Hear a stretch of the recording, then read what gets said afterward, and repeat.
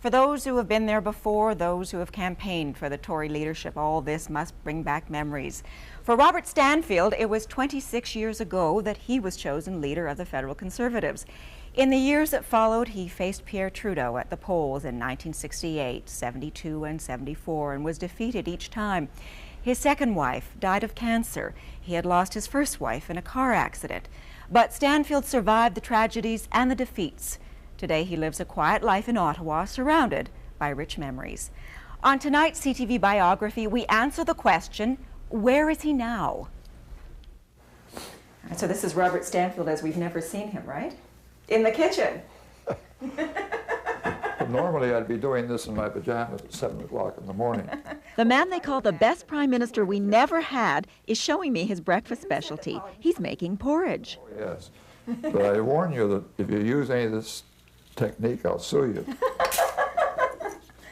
Always in good humor, a side of the politician the public rarely saw. Those who want to get rid of the Trudeau government, those who want to put a new team in Ottawa. He was, after all, the man who tried 3 times to win national elections, 3 times to become prime minister. Some say he lost because he was too dull, too nice. Would you agree? No. You were too nice and that's why you didn't make it as No. prime minister? No. I think the reason I didn't become prime minister is partly Mr. Trudeau, his presence. Was he disappointed? Being defeated was not a personal rebuke as far as I was concerned, or a personal failure as far as I was concerned. But many would call him the reluctant politician. So why did you end up in politics? Well, it's a good question. Well, what's the answer? I'm not sure I know. Stansfield was born in Truro, Nova Scotia, 79 years ago, a child born into a family of businessmen. He graduated from Dalhousie Law School, but Didn't find the practice of law really all that interesting. Did you find the practice of politics compelling? After a while, yeah, I got, it grew on me. I had contempt for politicians. And after the war, I got interested in the notion of that, we could do better for the province of Nova Scotia. so he entered politics in 49, became premier in 56. I was quite uncertain as to whether I really wanted to be premier of Nova Scotia, particularly after my first wife was killed in a car accident and I had 4 small children and so on. But I won the election in 1956 in Nova Scotia, and I heard the results at my mother's home in Truro, and I drove to Halifax early the following morning. And suddenly, when I got up the country and was driving along, I could just feel it inside myself. This was what I wanted. And then 11 years later, the reluctant politician became leader of the Federal Conservatives, reluctantly. Seriously, I've been concerned about some of the problems in the country.